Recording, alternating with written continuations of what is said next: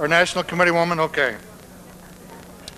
I'd like to introduce now, in the proverbial way that they generally say it, a person who needs no introduction, Paul McEachran, representing the candidates who led the ticket in the last election, for a few remarks and some introductions. Paul?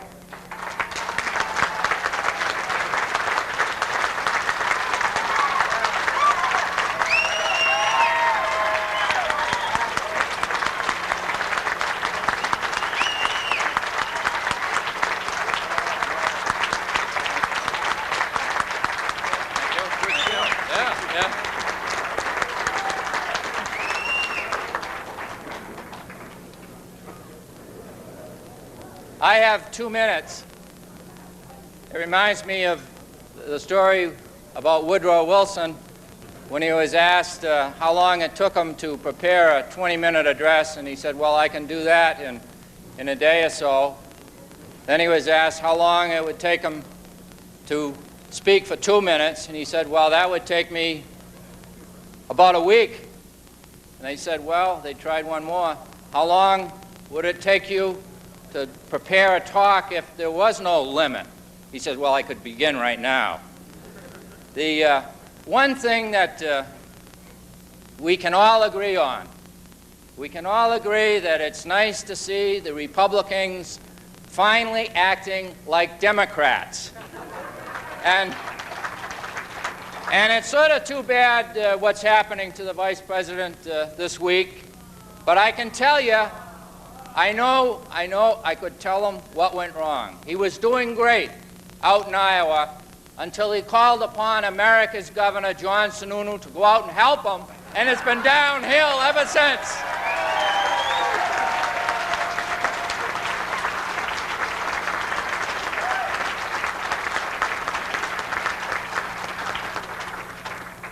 You know, the Democratic Party in 1986 in the spring was sort of given up for dead in this state. We were probably at our lowest point, and we fielded a team of candidates that began the rebuilding process to bring us back. And that election showed that not only scaring the pants off the governor, but we gained more than 30 House seats in the legislature as a result of the team that we fielded.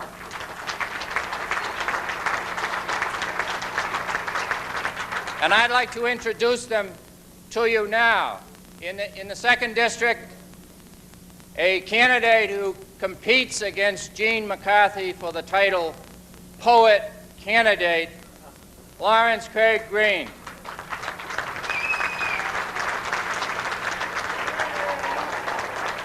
And his wife, Becky.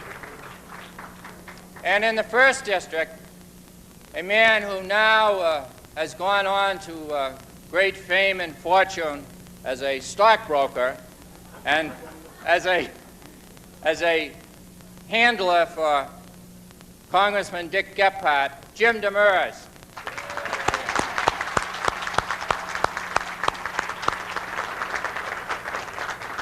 And last but not least, obviously a man who needs no introduction. You know, if they ever had a Hall of Fame for campaigners, Chub Peabody would be the All-American campaigner and belongs in the Hall of Fame. Chub?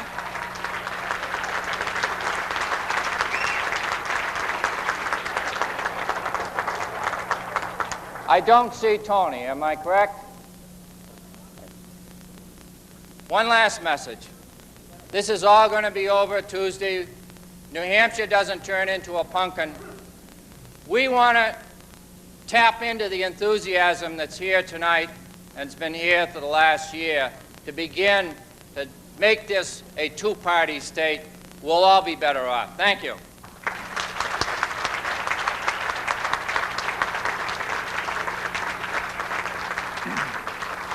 Thank you very much, Paul. Thank all the others of you for representing us so well in the last election.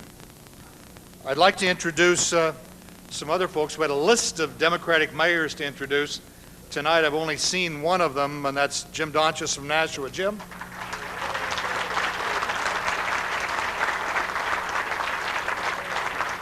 Are there other Democratic mayors here? Okay. I'd like to introduce two more people, a special guest, Congressman Sander Levin from Michigan. Congressman.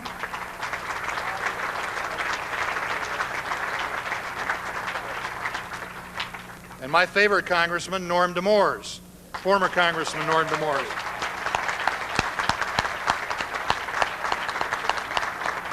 There he is over there. And Harley Eaton should be introduced to this crowd, who also needs no introduction. Harley, President of State Fed. Good to see you.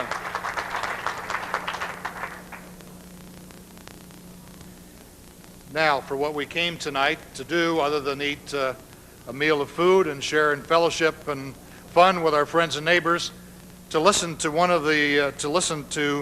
the people, one of whom shall lead us next fall and next January be our president. We have with us tonight 4 of the 7 candidates for president. We've asked each of them to speak to us for 5 minutes. We even have a little fancy timing device. There's a light down here on the podium that turns yellow when they've got 30 seconds left. There's the light that turns red when their time's up. And there's a button beside the podium that shoots them out the back if they go longer than 5 minutes. It's unfair. They come from Illinois and Massachusetts and Arizona and Missouri, and we say you got 5 minutes to talk in the midst of a blizzard in New Hampshire. They should have all the time in the world that they need, but that's the way it is. And they understand the rules.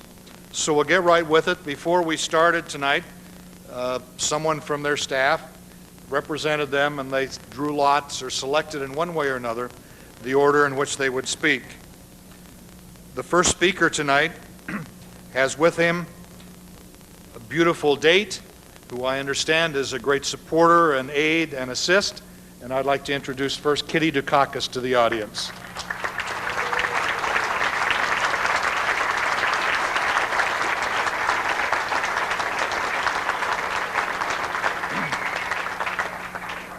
And for the first presentation, our friend, the governor from the South, the man we look to for leadership in New England, Governor Mike Dukakis. Governor.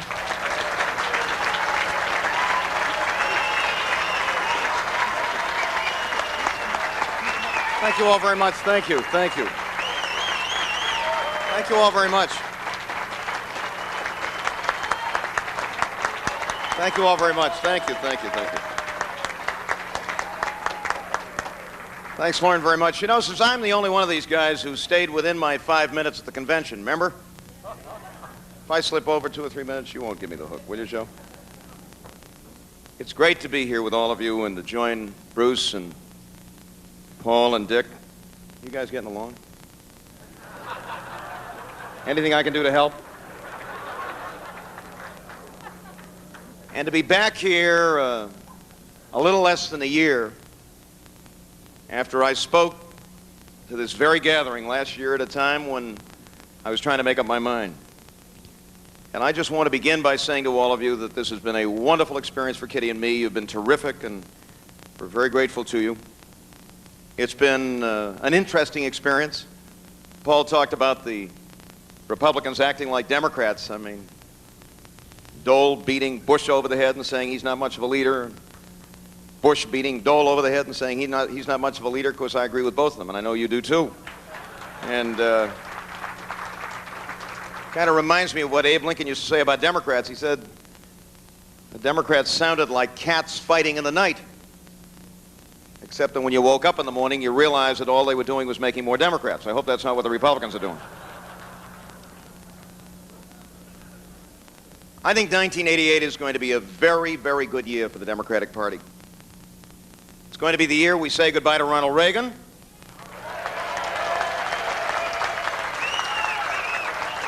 And we say goodbye to George Bush. And we say goodbye to Edwin Meese. Now, wouldn't that be something?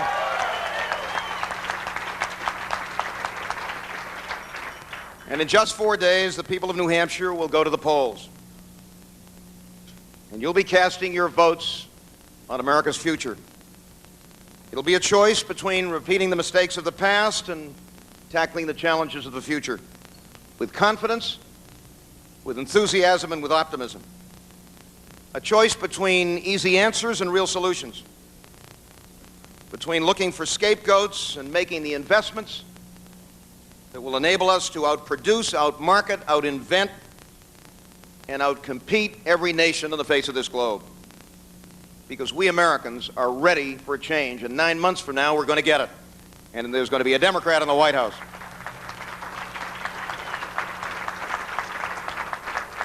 We're ready for a president who wants to make America number one again, a president who wants to go for the gold. That's what the Democratic Party is all about, and that's what we're going to do. We're ready for a president who knows how to mop up Republican red ink and who has done it. A president who knows how to build a strong economy and who has done it. A president who's been tested in the fires of debt and deficit and hard economic times. Here in New England, over the past decade, as all of us know, we went for the gold and we won it. And today we have the hottest economy in the country. But we also know that the New England economy is part of the national economy, and that our good times won't last if we don't straighten out the mess in Washington. We won't do it by building walls around America. We've got to invest in our communities, in our people, in our country. Not in star wars, but in star schools. Not by supporting illegal wars in Central America, but by training our workers and retooling our factories and rebuilding our communities. Not by squandering billions on more strategic nuclear warheads that we don't need, but by working together to make sure that the label Made in America once again becomes the international benchmark for quality and value and durability. My friends,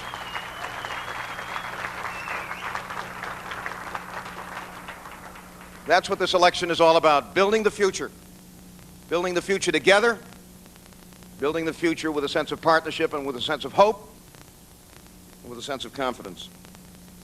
The winners will be working people who need and deserve good jobs at good wages.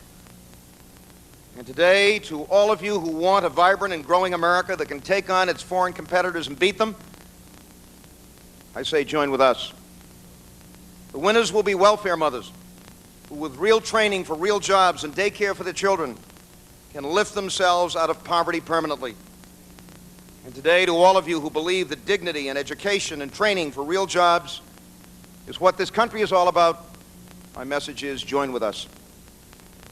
The winners will be families whose water is pure, whose air is clean, and whose coastline is beautiful. And today, to all of you who want to put an end to acid rain and to toxic waste, I say stand with us. The winners will be all Americans who want to be energy independent with safe and renewable fuels. To all of you who want to put the lives of our children ahead of the balance sheet of Public Service of New Hampshire, I say join with us and stand with us.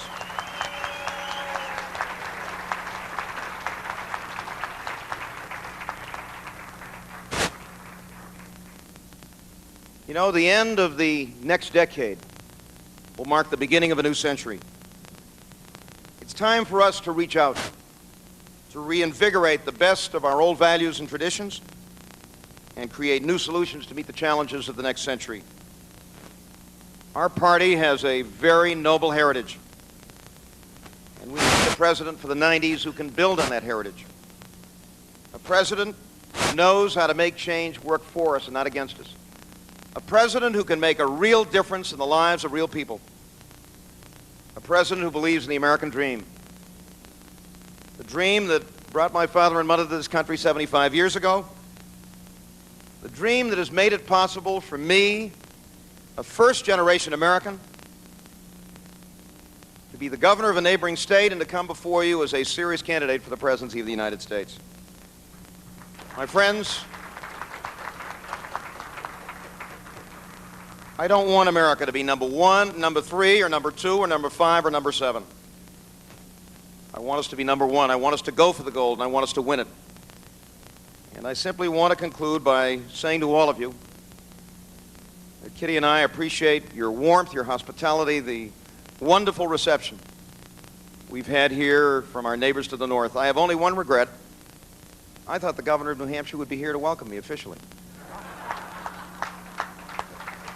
and I'm very, very disappointed. I've done my best to get along with him. I've done my best to help him. I've done my best to join with him to protect the good citizens of New Hampshire from being irradiated.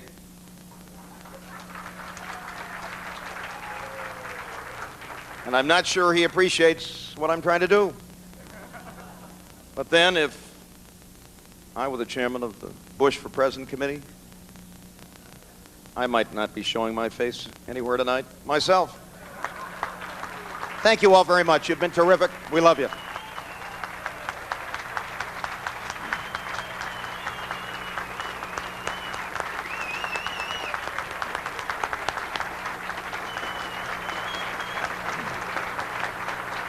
Thank you very much, Governor.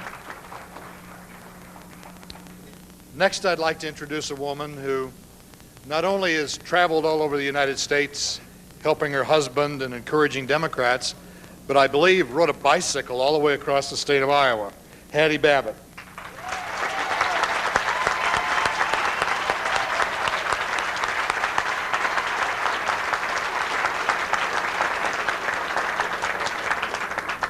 Our next speaker is a man who is known across the country as a man who was a great governor. He has a reputation as being a great environmentalist, and tonight with me, he gave me the opportunity to help be a great father because he did some stuff for my son's school assignment, which is to report on Bruce Babbitt. So, Governor, thank you very much. I'd like to introduce Governor Bruce Babbitt.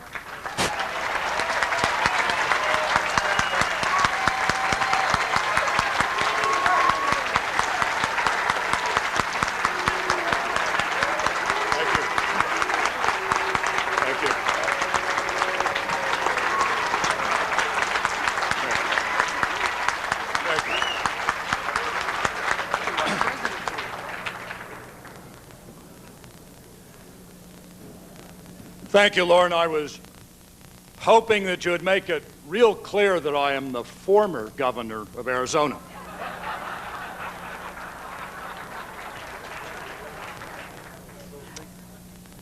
You know, that guy following Bruce Babbitt, someone once said to me, that sequence is conclusive proof that Darwin was wrong. You know, I'm sorry that I was a little late. I really hadn't budgeted quite enough time to come up. I'd kind of expected that Pat Robertson would turn the storm out to sea tonight.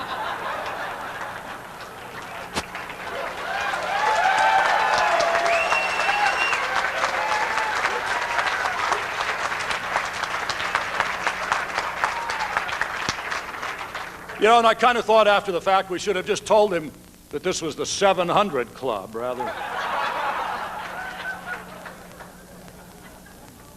Well, you know, I was thinking with Pat Robertson at the head of the Republican ticket, they're going to need to balance the ticket with a moderate, say, Evan Mecham. And Pat, he ought to be available for 10 years.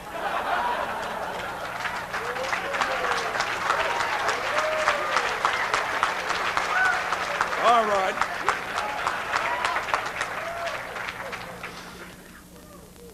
You're looking at a candidate who comes from Iowa with, frankly, a less than overwhelming mandate from that state.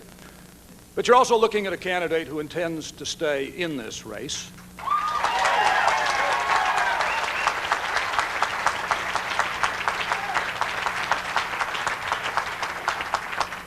And I want to tell you very briefly why that is.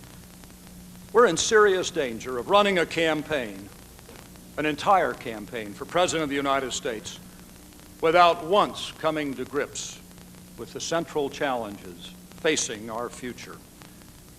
We all know that the Reagan administration has left us a record of economic chaos, an economy that spends too much and earns too little, that consumes too much and saves too little, that demands too much and produces too little.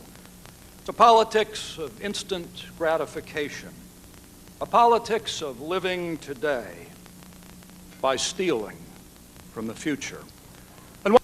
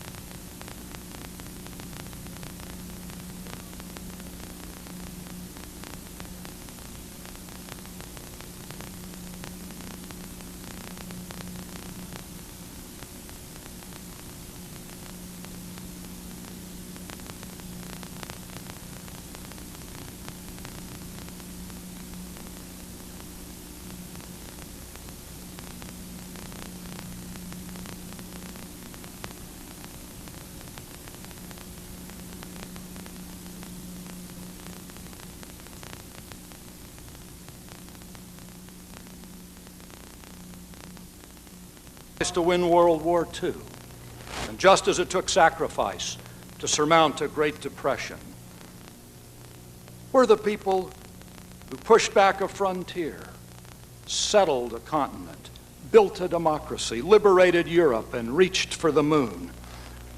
Nobody handed us that success. We had to earn it.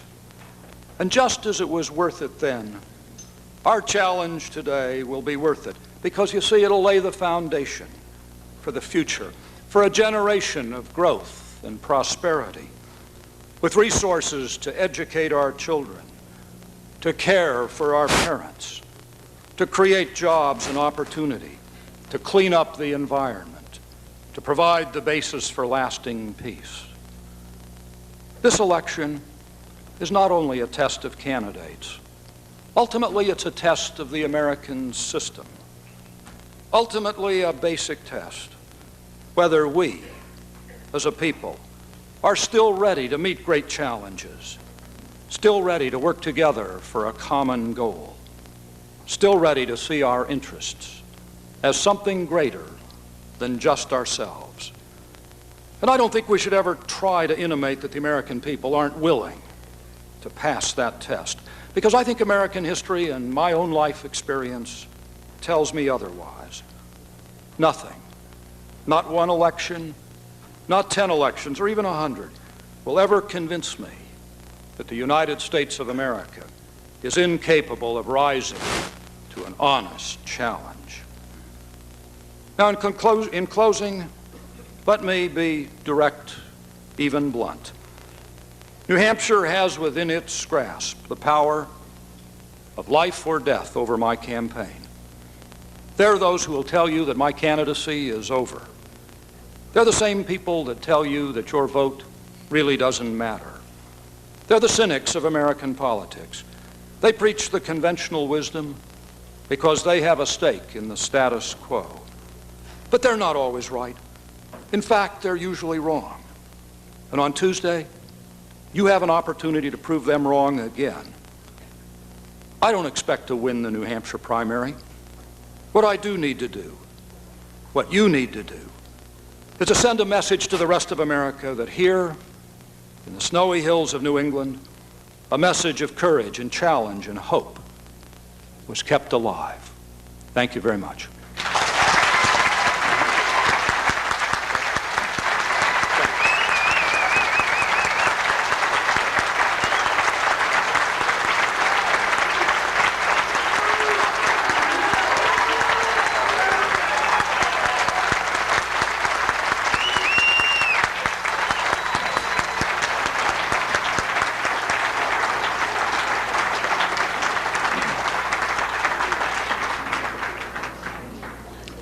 Thank you, Governor Babbitt.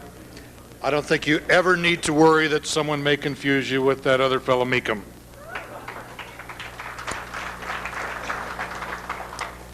The next person that we'll hear from tonight is a man I first met when he came and helped us with the Chub Peabody campaign, a man who championed Chub's cause in Washington and was of enormous help to us.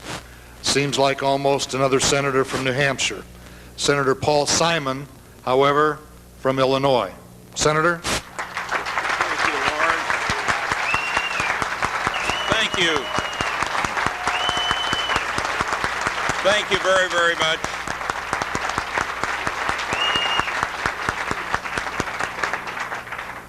Thank you very much, Lauren and Bishop Thuner, Joe Grandmazon, John Broderick, and my colleagues who are candidates, all of you in the audience, including Paul McEachran and Steve McAuliffe and Chub Peabody, and friends all. It is good to be here.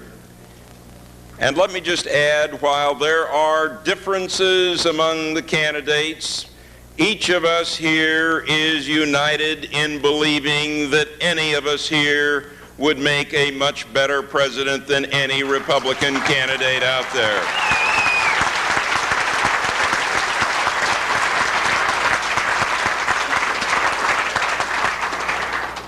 It's not inappropriate to note that today, as we meet, it is the birthday of Abraham Lincoln.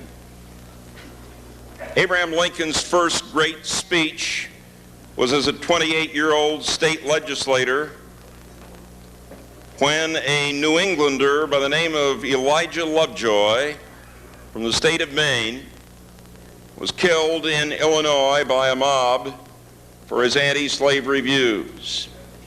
And Abraham Lincoln stood up and said with great courage, if we lose respect for the law, we will ultimately lose freedom itself.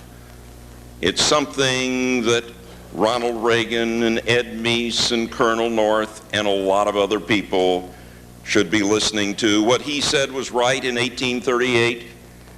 It is right in 1988.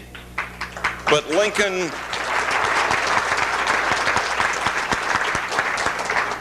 Lincoln, who was the first Republican president, let me tell you, would feel at home in the Democratic Party of 1988. Lincoln was a leader for civil rights. Lincoln came out for the right of women to vote in 1832 when he first ran for the state legislature 88 years before the nation reached that conclusion. Lincoln fought for working men and women, defended the less fortunate. He cared.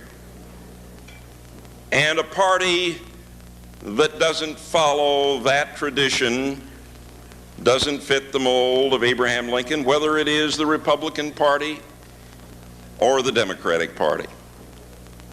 And so the issues that I've been campaigning on are the issues that I believe in. They are the same. My record is the same today as it was 5 years ago, as 10 years ago. And you know where I'm going to be 1 year from now, 2 years from now, 5 years from now.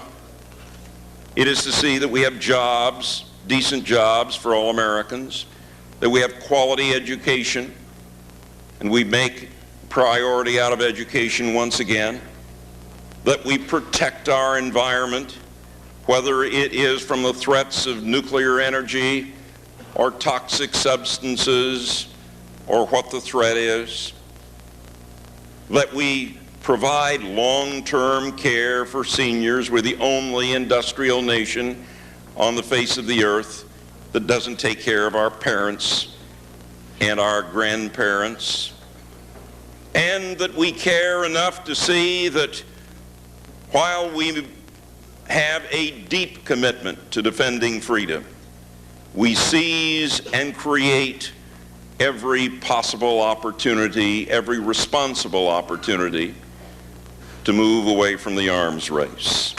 That's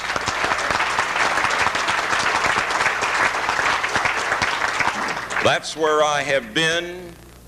That's where I will be in the future. We have an administration that, as far as the less fortunate, as far as homeless people, as far as unemployed people, as far as people in inner cities who don't have a chance for a quality education, this administration has been out to lunch. Let the signal go forward from New Hampshire on Tuesday night that the lunch period is about over and this nation is going to care and fight once again for working men and women and for the less fortunate.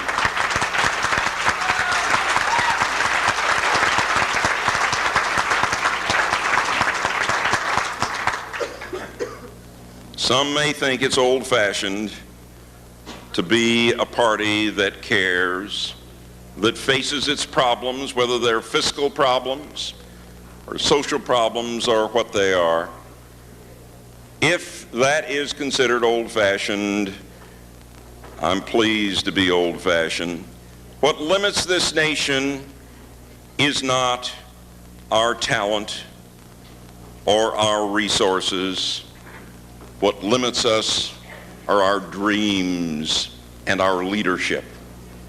We need to care once again. We need to dream once again. We need to lead once again. Let me, in closing, tell you a little background on a quotation I used in closing one of the debates in Iowa. It was about Hubert Humphrey. About 8 weeks before he died, he was dying of cancer. He called me and he said, "Your colleagues in the House," I was then in the House, said, "Your colleagues are stopping by and it's getting kind of teary-eyed and sentimental and maudlin." He was a very upbeat kind of a person. He said, "Instead of that, why don't we have a farewell party in the Rayburn Room, a room off the side of the House? Everybody have a good time."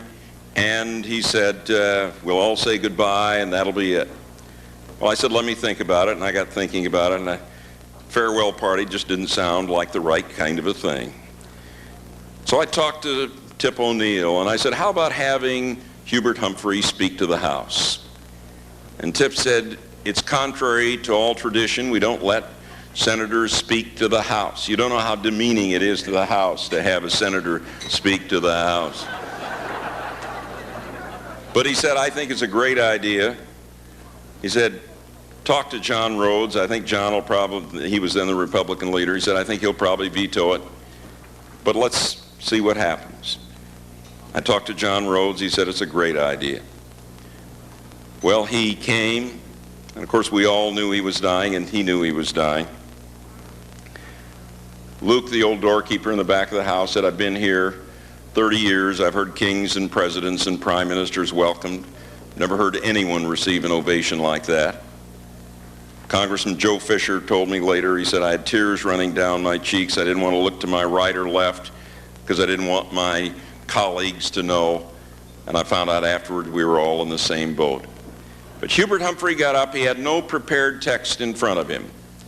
But among other things, he said this: "So far as we know, in this whole vast universe, the only place where God has given life is this small planet of the earth. And you and I are engaged in an experiment whether we can have peace and freedom and justice and opportunity on that small planet." My friends, that's what the ball game is really all about. You do not build that structure of peace and freedom and justice and opportunity with some single dramatic gesture in Washington or the United Nations. You build it brick by brick by brick. But one of the key bricks is the brick of leadership. And for reasons that are part intentional and part accidental, you have more to say about that leadership than the people in any state outside of the state of Iowa. Use that power wisely. We live in a good country. I think we can honestly say a great country. But my friends, this good and great country can become a better country, and with your help, we're going to make it a better country. Thank you very, very much.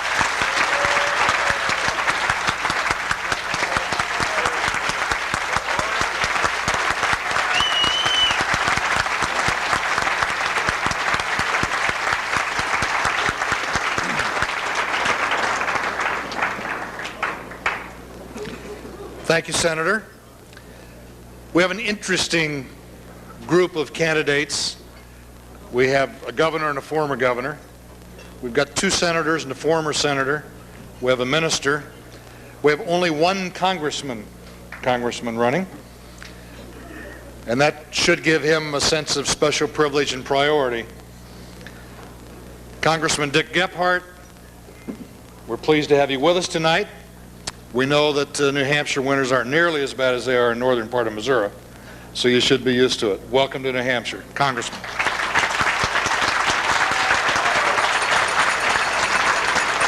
Thank you. Thank you very much.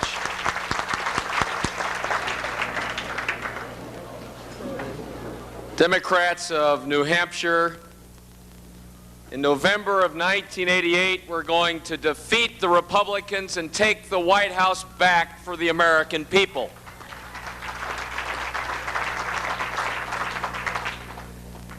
I think a lot of people think that we can't just wait for that to happen, that there are things we have to fight for and win now. And I'm very pleased that last week in the House of Representatives, we defeated Ronald Reagan and we cut off Contra aid, I hope, forever.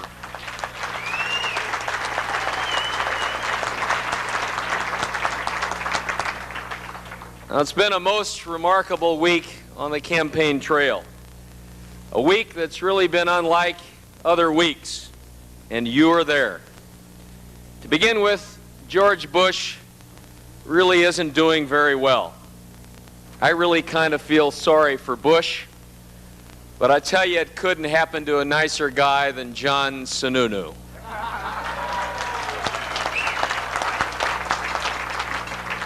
You know, Bob Dole had something really bad happen to him today. Had a real setback.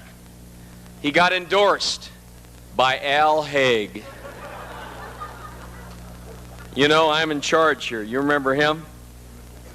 We really do have quite a few miracle workers in this campaign. Bruce said a minute ago that one of them is obviously Pat Robertson. He did divert that hurricane and send it back out to sea, and Bruce, you're right. Where was he when we needed him today?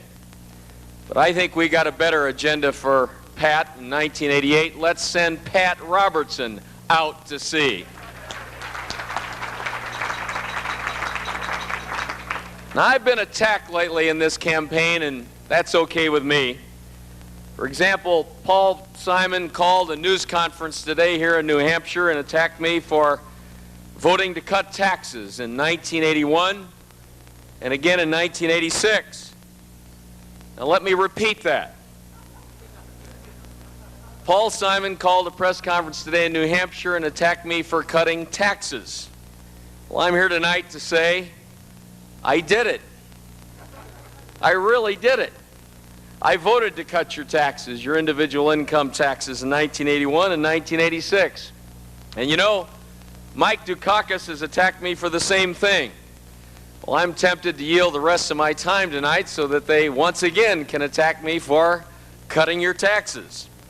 But I just want Paul and Mike to know that when this is all over, we're going to be friends.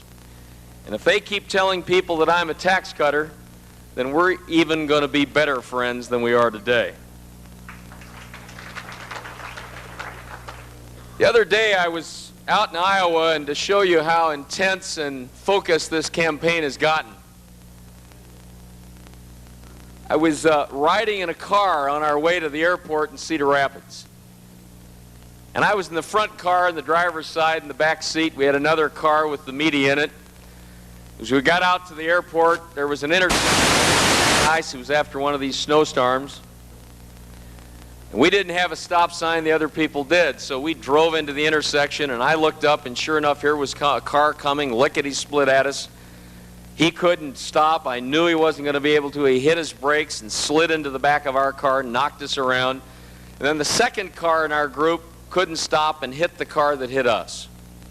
It was like those bumper cars in the carnival you've been in. Luckily, nobody got hurt. I jumped out of our car, ran around the car that hit us, looked down on the back bumper, and there was a bumper sticker for Jack Kemp. The fella that was driving the car jumped out, and he was disoriented. You know, all those Kemp people are disoriented. So if you're going out tonight, you're on the ice, and you see a truck with a George Bush bumper sticker on it, watch out. They're driving for us. I want to say tonight that this campaign in 1988 is about whether we as a people can regain control of our economic destiny.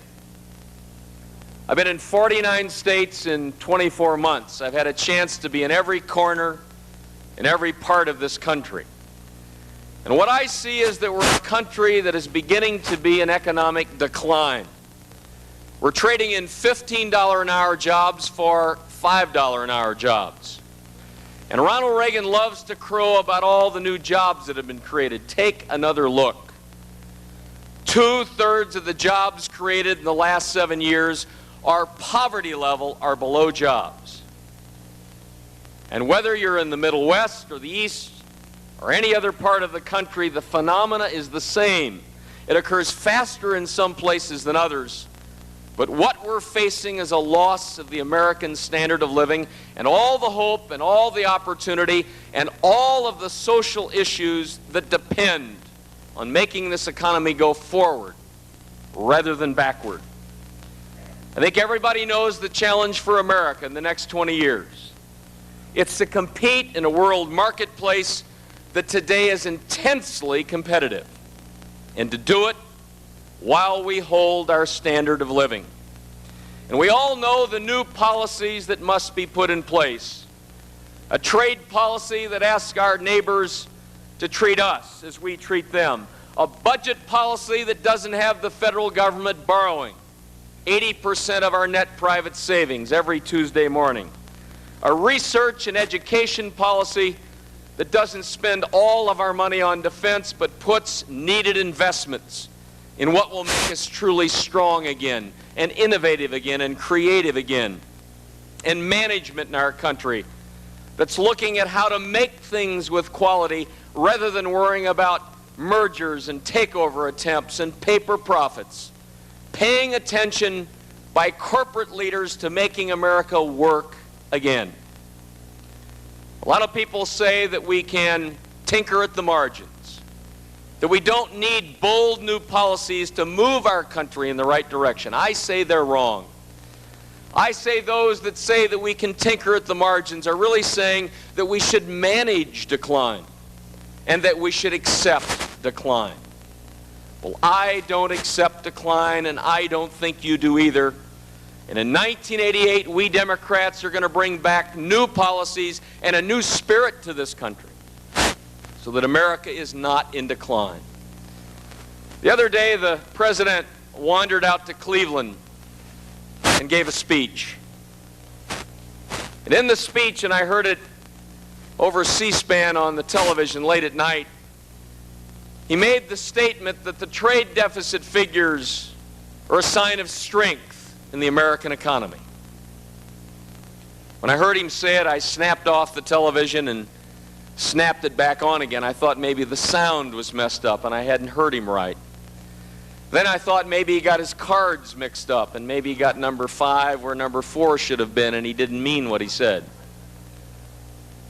Then the next morning I picked up the Wall Street Journal and opened to the editorial page, and there at the top of the top editorial it said, the president said last night at the City Club in Cleveland that the trade deficit numbers are a sign of strength in the American economy. They said he shouldn't get an Oscar for what he said. I was glad to hear that. We didn't give him an Oscar when he was in Hollywood. There's no sense starting now. But then it went on to say, but you know, he was right. And then they said, in a more mundane way, what the president was saying is just a fact of life. Wish the writers of those editorials would have been with me about 3 weeks ago at the J.I. Case plant in Bettendorf, Iowa, where I was sitting with out-of-work auto workers who have lost their jobs, 1,200 of them, who have lost $10 and $12 an hour jobs in the last 6 months. And hear them tell you what it's like to lose your health insurance, lose your pension, lose your life insurance. What it's like as a 40 or a 50-year-old for the first time of your life to be in an unemployment line or to be in a welfare line. What it's like to go home and tell your family and your children that for the first time in your life you're out of work and you have no chance of getting a new job.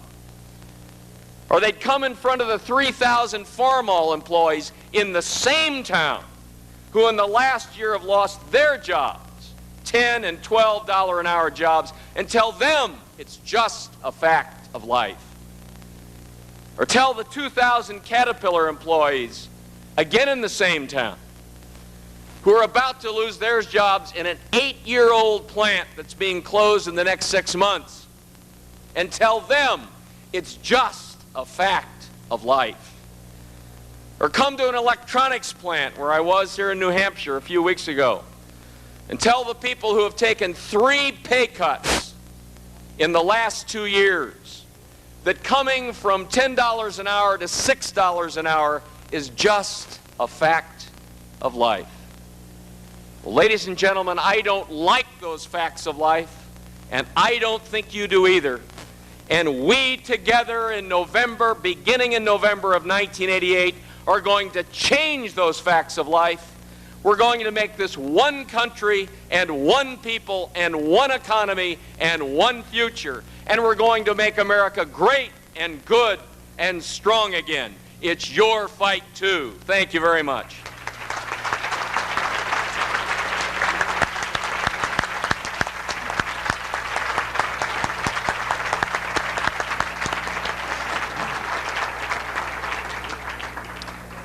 Thank you, Congressman Gephardt. After listening to the men who have spoken to us tonight, after sharing with your neighbors, after observing, I can only say one thing: I'm proud to be a Democrat.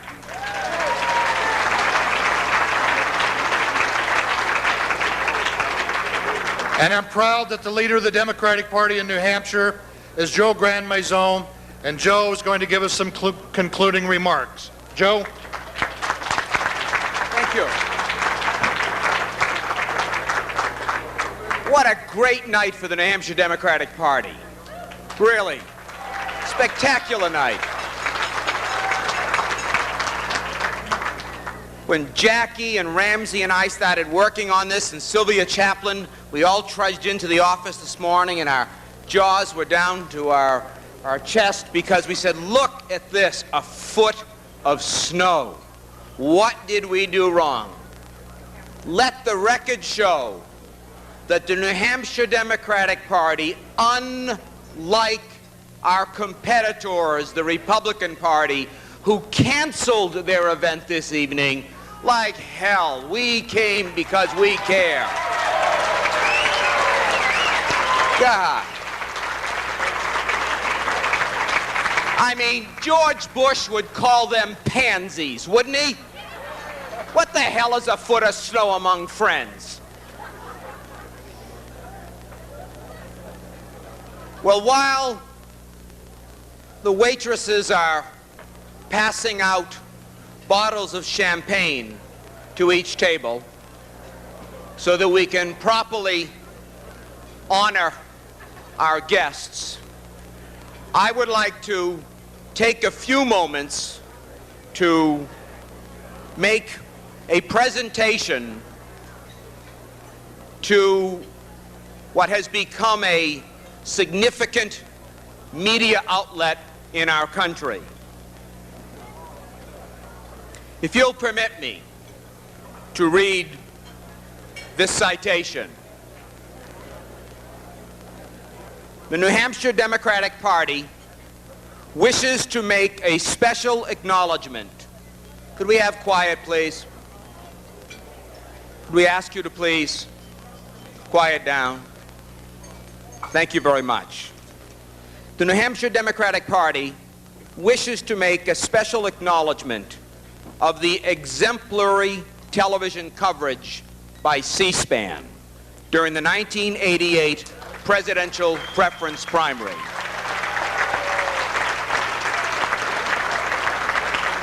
This year, quote, local events in New Hampshire truly became national. C-SPAN's coverage not only assisted the nation's voters in becoming better informed about the candidates, but permitted a better understanding of our state's unique role in the nominating process and the seriousness in which we go about attempting to fulfill our responsibility. Accepting this very small recognition from many of us who are indeed acknowledged C-SPAN groupies. This recognition, accepting it for C-SPAN, is Carl Rutan. This is being presented by the New Hampshire Democratic Party tonight, February 12, 1988.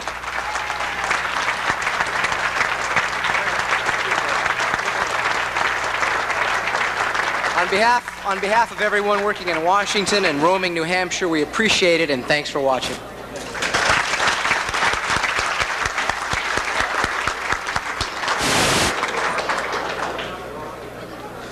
Now, Anita Friedman, our party secretary, who, by the way, is an unpledged delegate, gentlemen, so I'm sure you'll probably want to drop by her house and thank her for picking out these gifts for you. Anita graciously accepted the responsibility of locating a suitable remembrance to each of you for the time, but most importantly, from the many friends that you have made, all of you, among the New Hampshire Democratic Party. And Jackie, if you could help me over there, if you'd present that one to the congressman, and here we go, Lauren, Senator. All right, it's a bow tie, right? That's right.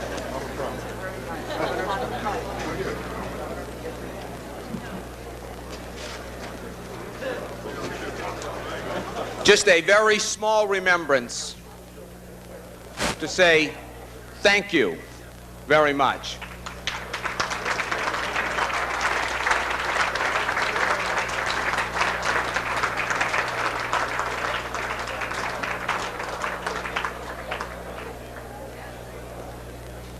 As you can tell, I don't believe in any of those pictures we had a foot of snow. Those were taken during the spring, most likely. We're proud of our state no matter what the weather is. Notice how those New Hampshire roads were cleared. That has nothing to do with John Sununu.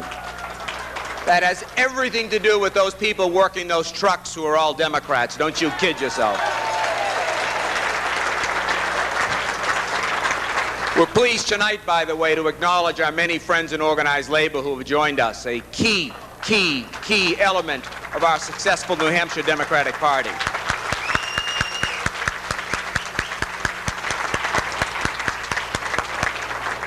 Now, by now, we only have two other things, and by now I'm just checking to see if, perchance, champagne has been distributed to all of the tables. And what I have the pleasure and privilege of doing is offering a toast, ladies and gentlemen, to these four gentlemen, and indeed our three candidates who are not with us this evening, because there is no doubt that one of them will be the next President of the United States. New Hampshire is so proud of its first-in-the-nation status. We love all the attention. We believe we do it pretty well. In fact, very well.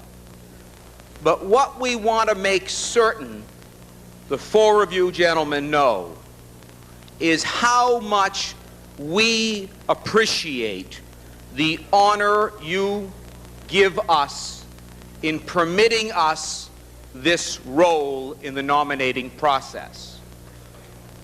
Often we pretend that it is a God-given right. Well, it isn't. It's something that the Democratic Party permits us, as well as the Republican Party, to do. But never have we been prouder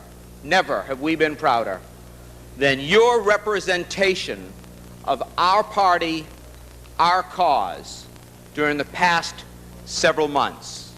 If you'd stand, please, and join me in saluting, ladies and gentlemen, to the next President of the United States. Salute.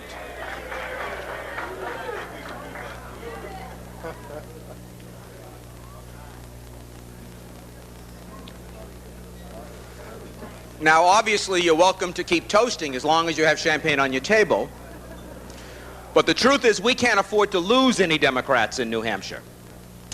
What we'd like to do is end this program on a song. A song, if you just remain standing for a moment, a song that best represents the programs and policies of our party and our candidates.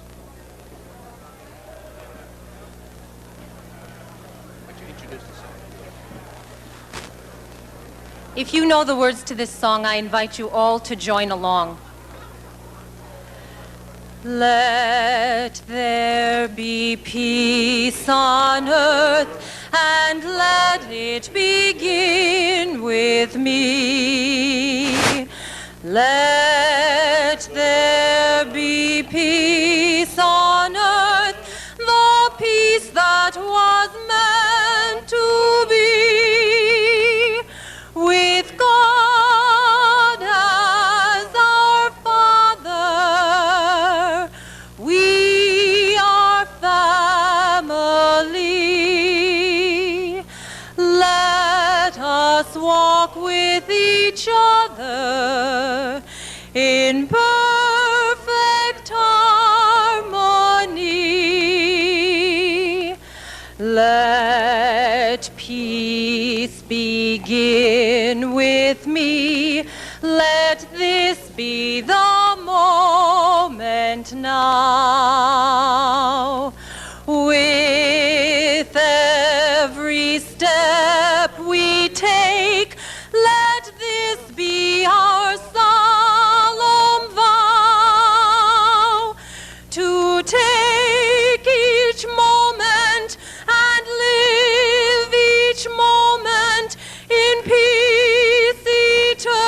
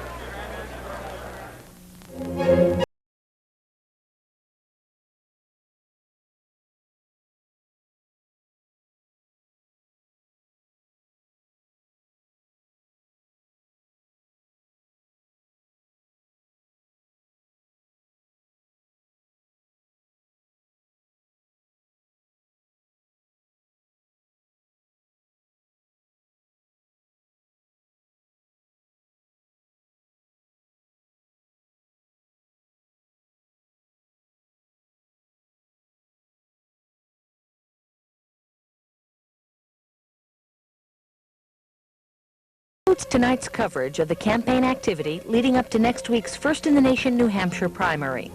Although events in that state may change due to a heavy snowstorm, we do plan to bring you coverage tomorrow of a reception for Democratic candidate Michael Dukakis, and then join a campaign tour through southern New Hampshire by Vice President George Bush.